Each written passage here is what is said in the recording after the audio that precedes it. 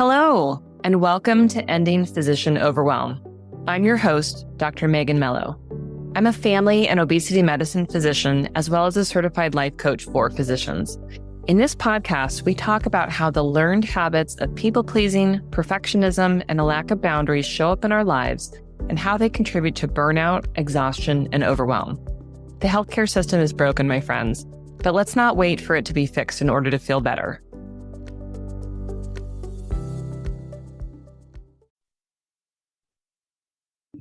Hello, my friends, and welcome to another special guest episode. Today, I am joined by Dr. Delia Chiaramonte, who is an integrative palliative medicine physician and experienced medical educator. And today, we're going to be talking about compassion fatigue. So, Dr. Delia, thank you so much for joining me today. Thank you so much for having me. I'm really excited. Yeah. So compassion fatigue is something that I am hearing about more and more. And before we really dive in and get into the nitty-gritty, I'd love for you to tell us a little bit about yourself, kind of introduce yourself to the listeners, and share a little bit of your story and your experience with compassion fatigue. Sure. I started out as a family doctor and I practiced family medicine for a while. And then my career moved towards integrative medicine first, which was the combination of conventional medicine plus adding complementary medicine tools, and then moved to palliative care, which is the care of people with serious illness focused on relieving their symptoms, so their emotional suffering and physical suffering. And now what I'm doing is putting those last two pieces together. And I'm really interested in the idea of integrative palliative care, which is using all the tools that we have to reduce people's suffering. And really that's both the patients and family, but also the physicians. Because when you engage with people who are suffering from serious illness, it's hard on the patient, it's hard on the family, and it's even hard on the physician. Yeah. So glad that you're doing that work. I think it's such an important area. And I love folding in the integrative piece, which, I don't know, takes some of the, the clinical sterility out. Yes. Of sort of the care of people. So that's really great. And let's go ahead and dive in. So, compassion fatigue is a term that I've been hearing a lot about recently, and I'm hearing a lot of physician clients talk about it. I'm starting to encounter it more in sort of physician conversations. But even though I've been doing physician wellness work for close to 8 years now, I didn't really encounter this term in my family medicine primary care world really until I sort of jumped into the world of physician coaching. And so I'm curious to hear sort of how you would define it, describe it for us, sort of when it entered your vocabulary in terms of the work that you do. I'll leave it at that. It's a big question. Sure.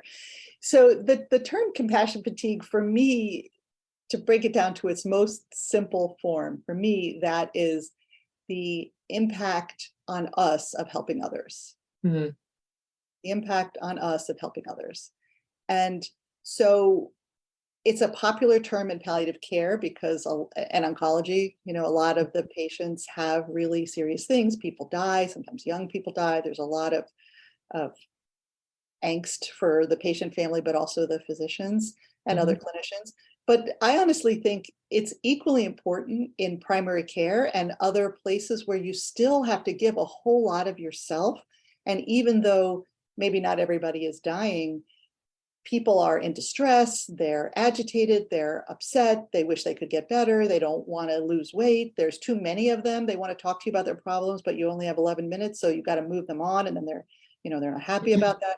So it's a multifactorial, nuanced concept of the hard parts of us helping others and how that impacts us. Yeah. And I love what you said. Yes, it certainly, sounds like it's been talked about more in certain settings where, we've got terminal illness, we've got, people who we expect to die, right, in the sort of palliative care realm and oncology realm.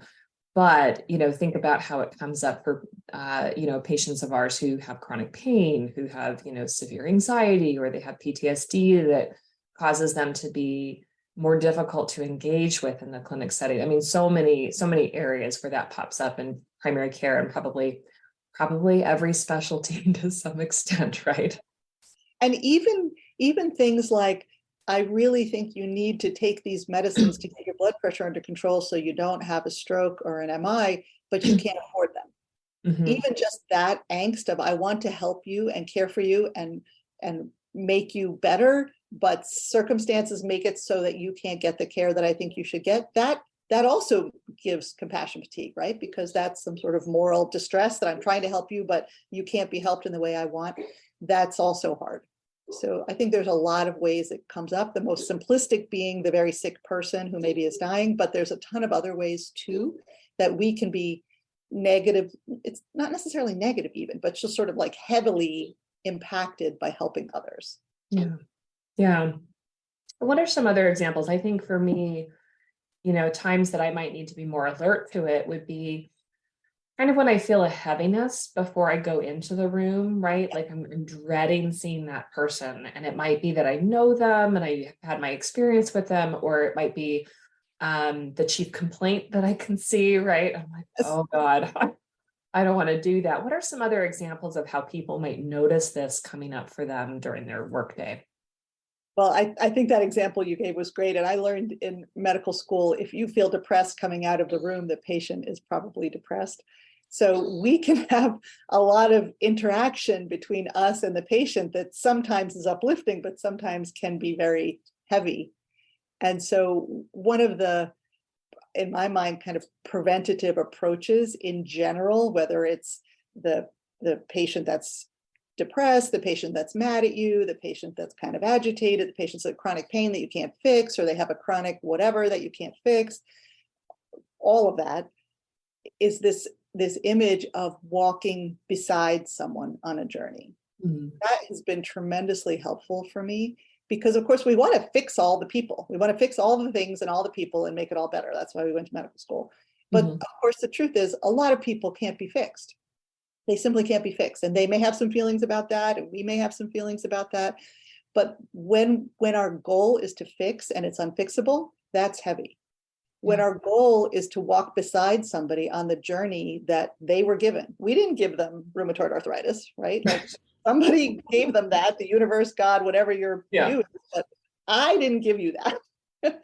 So if our vision is, literally I picture it in my head that we were walking beside them, and say they're climbing up a steep hill. I didn't make the hill steep, but it's steep. And the choices are, they can walk up it alone, or I can walk up next to them and help them as I can. Like I can carry their pack a little bit, or I can give them some of my water maybe, but I can't make the mountain go away. I can't make it be shorter. And that's okay. It's okay. Yeah. So like it's literally valid to walk beside someone on their difficult journey. That counts as helping. Yeah.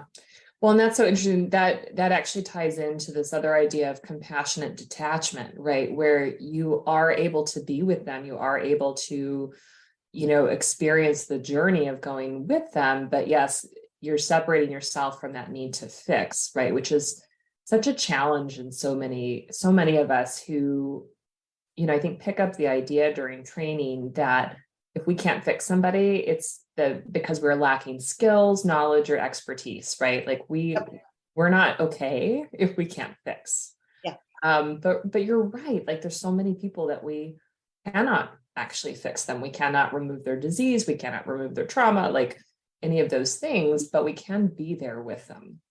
And it counts. It's not like, oh, I could just be there with them. It's literally helping. It is the helping that is appropriate for this person once you've done all the things that you can do to lift their load, to, try to fix their condition or make it under better control or manage their pain or whatever. But if you can't make it perfect, which often we cannot, but you've done all that you can do, then it is a legitimate, helpful, useful, real intervention to walk beside them on this journey, because otherwise they walk it alone. And I think once you really own that as one of your tools, you You can call that healing presence. There's a lot of things you could call it. But once you really own it as a legitimate tool, it takes away a lot of that heavy feeling.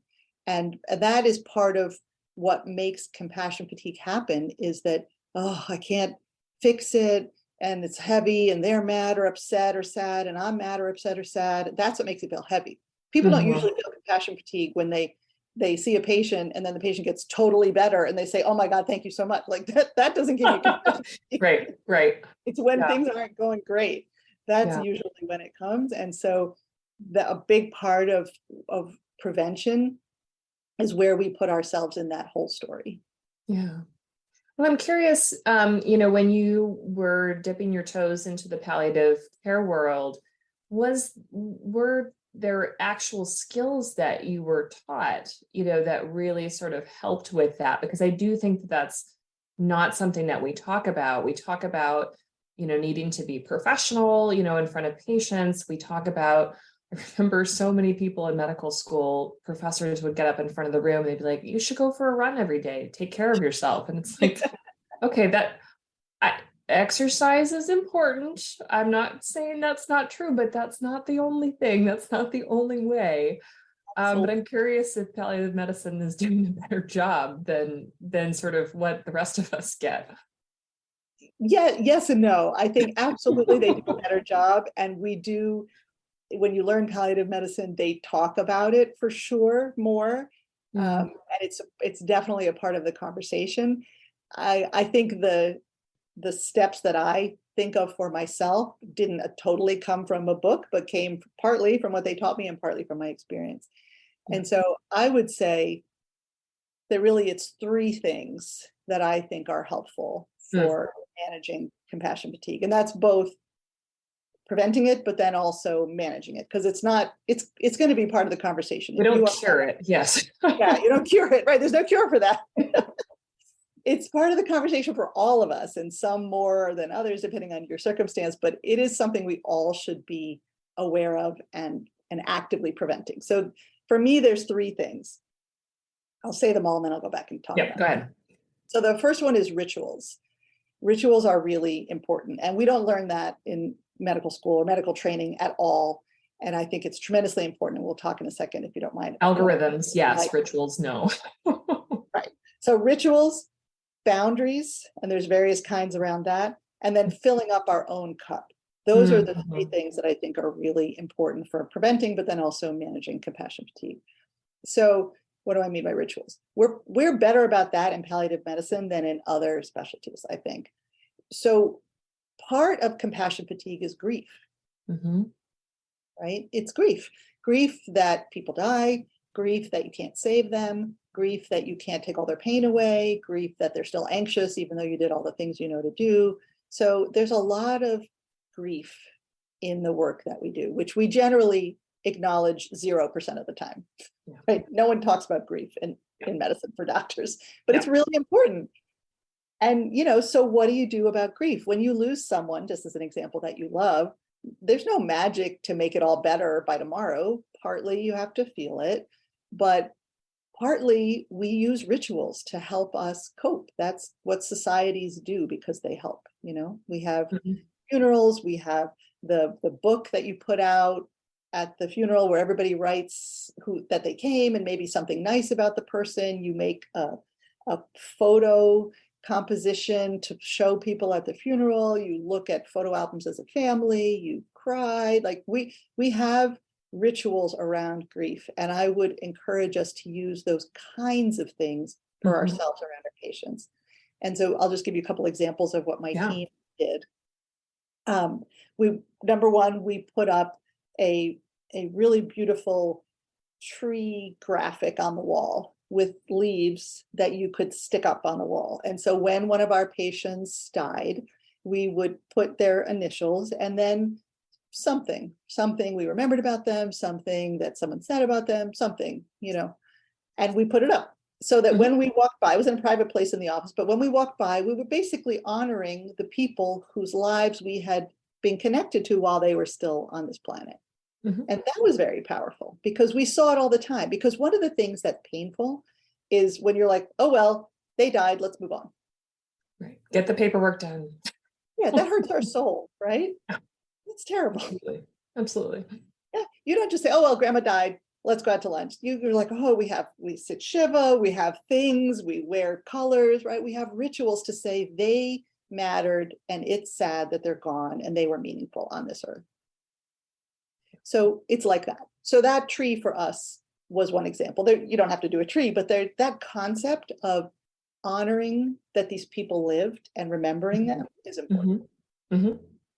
The other thing that we did on our team, which I really loved, is once a month, we would have our mind body specialist bring a singing bowl, and she would ask everybody, okay, give me names from all the team members who died, but even who maybe was dying or who was really struggling, And sometimes we would even add people from the world if there had been a shooting or if there was someone who, in the news was suffering. We would just sort of bring we're trying to send some healing energy to the people who have died or are suffering. And she would write down their names, and then she would play the singing bowl, which makes this really resonant, beautiful sound. And while she was playing it, she would speak these names. Everybody in the room would sit with our eyes closed, and we would hear the singing bowl and we would hear their names, and we would just be in kind of honoring presence about these people. Yeah.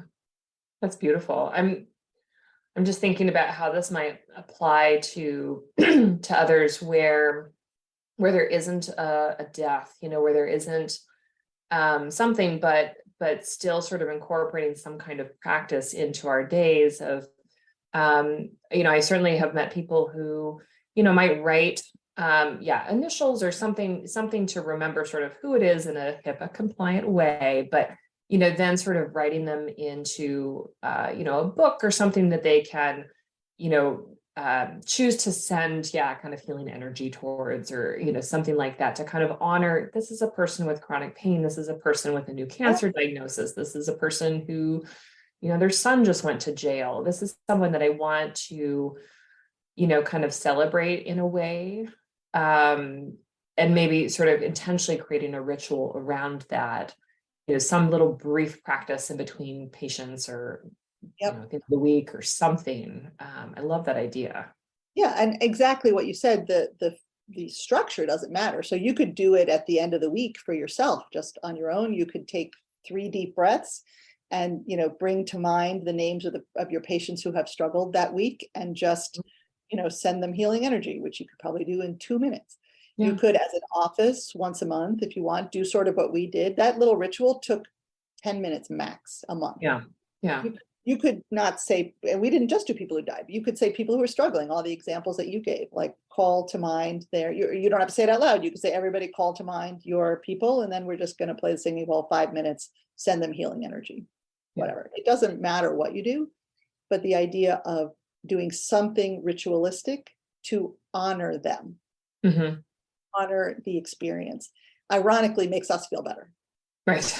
That's not, obviously us, but part of the compassion fatigue is that we see a lot of heavy stuff. And then we're just like, okay, moving on, next thing. And you have to do something with the heaviness or it builds up. Yeah.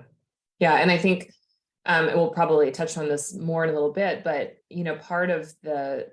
part of the problem with compassion fatigue is that we are out of compassion, and usually we have not used any on ourselves, right? We feel that real emptiness to it. And, being able to incorporate rituals helps us to, intentionally really feel compassionate in an intentional way, right? Where we're sort of calling it into us.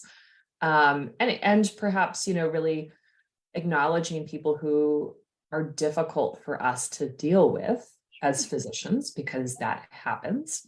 Sure. And, it's a way for us to maybe decrease a little bit of the yuck that we feel towards them, but also incorporate more compassion into our day-to-day.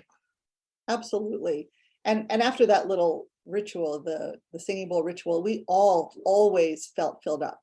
So we weren't talking about us, we were talking about other people, but we got filled up. But it has a Yeah. Absolutely. The benefit. Everybody in the room, you could tell the whole vibe in the room would change every time we did that. And everyone would leave like sort of after a yoga class.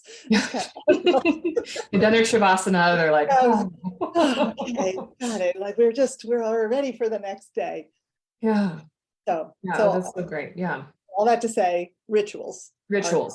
Got it. Love I it. would encourage people, think about what kind of little rituals you could do, and they don't have to be big ones. What little rituals could you do to honor the people or the experience, or even just to honor the heaviness if you went through a heavy thing in the day, just not to stuff it in the basement, Right. just and not to keep spinning on it either, right? There's a little bit of a closure aspect to it as well. Yes, absolutely. I think that's really true. I hadn't thought of that before, but I think it allowed us somewhat psychologically or from our soul purpose to like move that to the next place. So we weren't continually carrying more stuff. Yeah. Because you can't do that forever. We can't, turns out. All right, well, take us into boundaries, which is one of my favorite topics. So boundaries can take. Yeah, I think that can mean a lot of things in terms of preventing compassion fatigue. One, probably the most important thing first is just to check in with yourself. Like what is it that feels heavy, and what boundary could you set that would make it feel a little less heavy? Because it's different for everybody, right? You don't necessarily have to go talk to your friend or talk to a therapist or cut your patients off exactly on time. Everybody's different and everyone's situation is different. But it starts with checking in with what do you need. So if you are the kind of person, as I was, I think before I learned some skills, where you're just like, however long the patient needs to talk, tell me more, I'll be there forever, and then you're behind, and then the next person's mad, and then the one after them is mad, and then all your charts give everybody more and more time, and more time, all your charts are building up, you didn't get any of them done, now you have to do them all at night, now you can't rest or be with your family, like that whole cycle. If that's you, then you will have more compassion fatigue and burnout maybe. But then part of boundaries for you is saying, I need to keep the visit within the visit time. Mm-hmm. Because I know that if I only give out so much that it ends up hurting me because I don't have my home time because I have all these charts, that's not good for me. So in that person, boundaries might be like, I got to learn some skills to make these visits tighter. Or I've got to learn some skills for doing some charting during the visit so it doesn't build up at night. Mm-hmm. That might be boundaries for that person. Yeah. For another person, it might be, I need to figure out when I'm getting depleted and ask for help. Mm-hmm. Right? If you're the kind of person who says, no, I'm fine, I got it, I can take more patients, no problem. Do all the things. No, fine, give me more. Maybe for that person, the boundaries are learning to say, I wish I could help you, but I actually am really full and I can't do that right now. Can't squeeze in your extra patients. I can't take that extra shift, whatever it is that you're asking me to do. So for that person, it might be a different kind of boundary. Yeah. And I think what you just said, adding some kind of, compassionate phrase up front before you say no is also helpful. I wish we had more time today to talk about all these issues. I'm afraid we're going to have to limit it to these two. I wish that I could help you right now, but I'm not able to do that. Because we often, when we're doing this work, we just hear, I have to say no, right? And we don't have the skill of like putting that little phrase in front, which can make such a big difference, right? Absolutely. And we still get to feel that we are being compassionate, even though we are practicing that boundary. Exactly. And then for some people, if you're really struggling, the boundary might be, I need to take some time off. I need to ask for a reduced schedule. I need to leave this job that is depleting me so much and get a job with a better schedule. So checking in with yourself and setting some kind of boundary so that you are not constantly being depleted. Right. That I think is very important. Yeah, I agree with you 1,200% on that one. And then number 3, but it's number 3 on purpose, is filling up your own cup. And the concept there is, I know you are very well versed in this idea, but the concept being that if you're depleted, hard things are harder. Yeah. And so doing things to fill up your cup does not mean administrators don't have to fix things or that it's all our problem or it's not victim shaming, but it is also true that if you have hard things to do and you are depleted, they will feel harder. So part of the whole story is learning how to fill up our cup, which has two components. Don't empty it so much and fill it in from the top. Those two things are important. And so for some of us, it's more about we're emptying a lot, like we're perseverating, we have all these cognitive distortions, we're focusing on the negative, we could be emptying. For some people, we don't do that so much, but we're not sleeping, not moving, not doing anything fun, not connecting with our people. So maybe we're not emptying it so much, but we're also not filling it so much. Yeah. And so that I think is an important concept for a person. And for patients, I always, and physicians too, draw a cup and have people write on the bottom, what in your life empties your cup, and write up on the top, what fills your cup, and then circle a couple things on the top and the bottom that you could work on. What could you do less of on the bottom and more of on the top? That would make your overall cup more full so that it's not so hard to do hard things. Yeah. I love the idea of incorporating that into, patient care as well. I think of, so many applications in terms of, busy working moms who are struggling with anxiety or depression, people who are struggling with weight loss, people who are caregivers, all sorts of different circumstances, right? Where we need both that awareness of what drains our batteries and how do we actually fill them? Because when we don't think about how do my batteries actually get filled up, then we don't know that we need the top off, right? We're kind of waiting for other people to do it for us. But even if the administrators came and, handed us a free 2-week vacation and said, here, go enjoy, as they so often do. Yeah, right. They can't make us feel rested. They can't make us feel valued or, sort of refill our compassion cup. That is internal work, even though we often think, well, they're the reason why, why I feel this way. It's like, even if that's true, there's still this component of you have to know what's fun for you. You have to know what's recharging for you. I love that idea of the people drawing their cup and what goes in the top, but what goes in the bottom. Wonderful.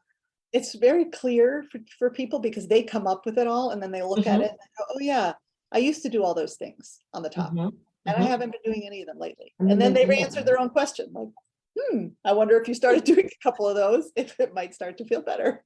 Yeah. It's different for everyone. I think that's so important. Not everybody needs to do yoga or go running. True. Or go to run. Yeah, some people don't want to run and they don't want to do yoga. And there's a lot of other things that may fill up their cup. Some people want to knit, other people hate knitting. So it's not like, here's wellness behaviors, you should do them. Right. From my perspective, it's what fills up your cup. Who are you as a person? You tell me what fills up your cup. How about you go do some of those things? Yeah. Yeah. And I think, I would draw another parallel to that is when we don't know really what fills our cup, we will grab whatever is available, whether that's, social media, alcohol, binge eating, like any number of other behaviors, right? That seem like they fill us up, but they don't really give us that lasting satisfaction. They don't really recharge our batteries. Yeah. And I have found that people are so smart at answering this question. I've asked people, probably hundreds of people, to do that exercise. No one has ever said social media fills my cup or eating junk food. They know. No they Instagram? No. No one has ever said that. Sometimes that ends up on the bottom. Yeah. Filling my cup. But people know. Thank you for mentioning that. I think that's an important gem there. And let's pivot just a little bit. So there is a lot of overlap between burnout and compassion fatigue. And if you go down the Google rabbit hole, you'll find that a lot of the definitions want to pull in one or the other. And I'm wondering sort of how you would distinguish the two, and whether you think it's important for us to even sort of separate those terms. I do think it's important to separate them. In my view of this continuum, compassion fatigue comes first, and it's one of the things, if it continues to be heavy and unresolved, can contribute to burnout. But it's certainly not the only one. And you can end up in burnout without compassion fatigue if it's all about like the administrative way your work is being organized, et cetera. And plenty of people have burnout who are not physicians, and so compassion may not be a huge part of their work. The thing that I think is important to differentiate is that burnout is pretty much not good. It's not good. It's not good. You don't want to have burnout. It's not helpful. If you have it, you want to unhave it. Should not be a badge of honor. Not good. Compassion fatigue is a little bit part of our work, and it's a little bit of a message just to pay attention, you know, in a way, like if you are someone who, when you're stressed out, tends to get achy and fatigued, you wouldn't want to take that away, because it's a little bit of a message to you that you need to work on something. Like an indicator light going off, yeah, right? It's an indicator light. Yeah, that's a great way to think about it. So while burnout is not good, compassion fatigue, when you're aware of it, if you start to notice, gosh, I'm just feeling exhausted. I'm feeling that I don't want to go in that room. When I get home from work, it just feels heavy. That may be compassion fatigue. That's a message to you. You know, what should I do about this? Can I do some rituals that would help? Like, am I feeling hurt in my soul that these people are suffering and I'm not thinking about it?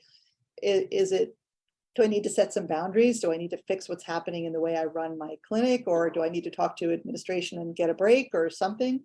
Or am I just depleted because, gosh, I'm not managing my anxiety and depression, and I don't exercise anymore. I'm not sleeping enough, and I'm not doing anything fun with my friends. So, do I need to fix that?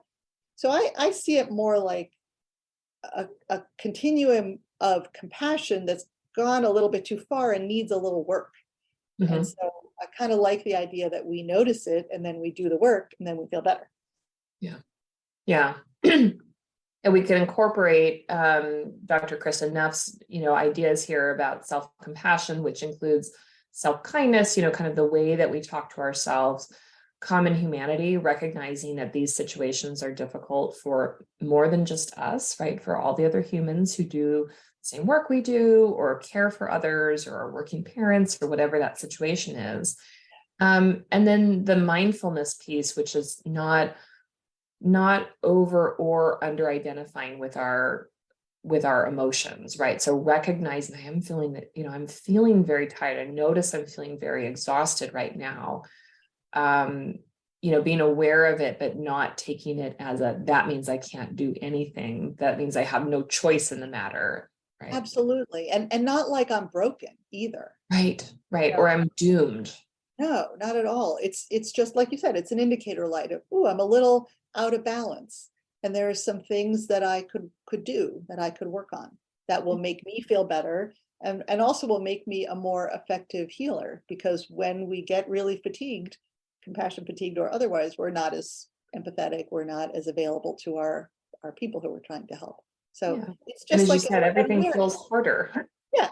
It's an opportunity to check in with ourselves and tweak things so that it goes better. Yeah.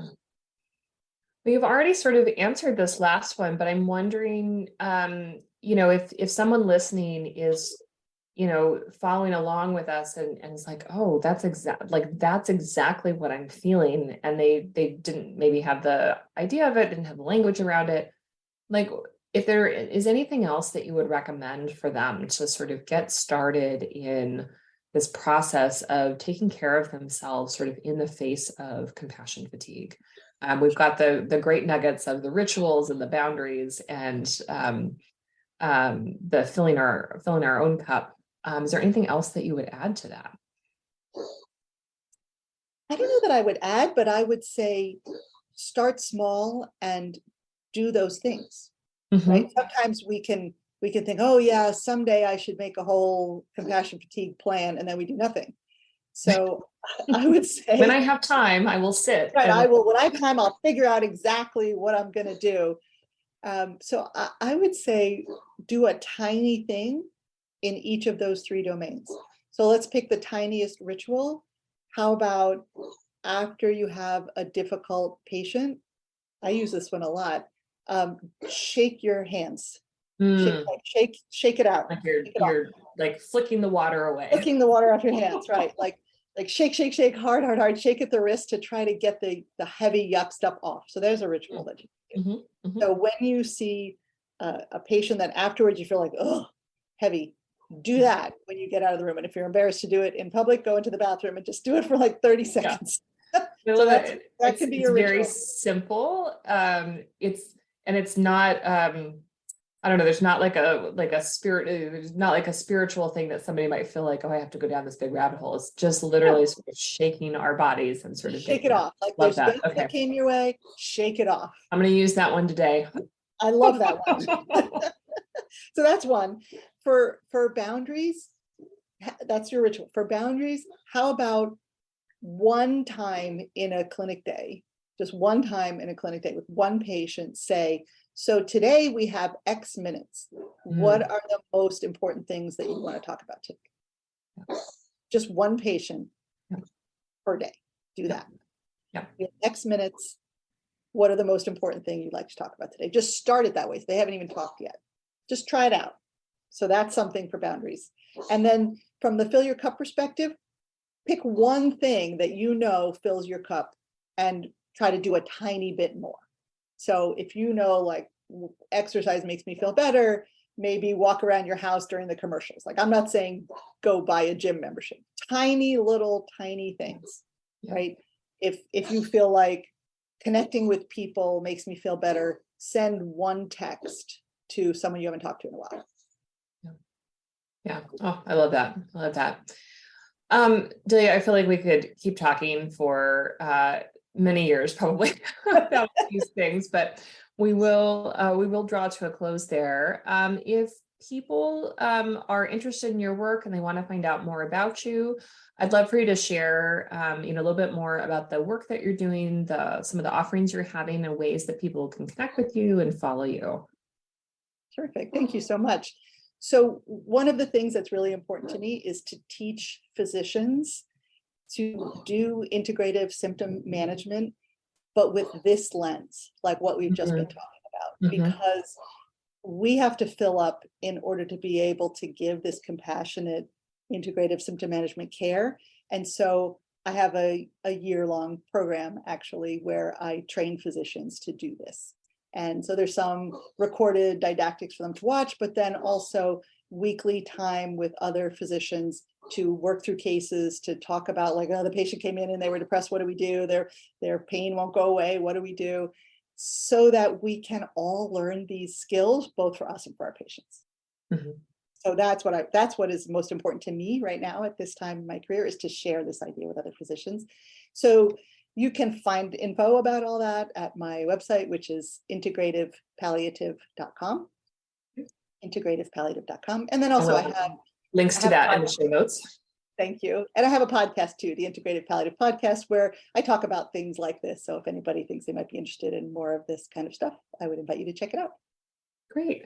Well, I love that idea too, because, as this world of sort of secondary board certifications explodes with people getting, integrative and functional medicine and obesity medicine and, all these extra certifications, you are very intentionally incorporating that self-care piece, and that, coming from a place of wholeness in being able to offer these skills in these ways to patients, instead of, sort of tapping into that feeling of can't do enough.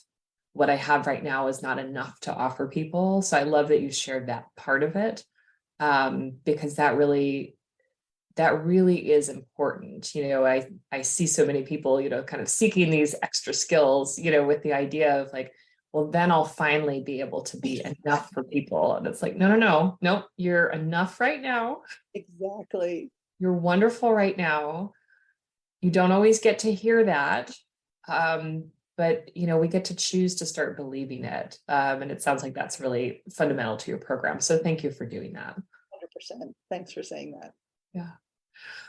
All right, my friends, that is our show for today. Thank you so much, as always, for tuning in. I invite you to check out the show notes, where you'll find more information about Dr. Delia and her work. And please check out her podcast and her website to learn more. And if you're interested in working with her, I highly, highly recommend her as a teacher. So thanks for joining us. And until next week. See you then. Bye.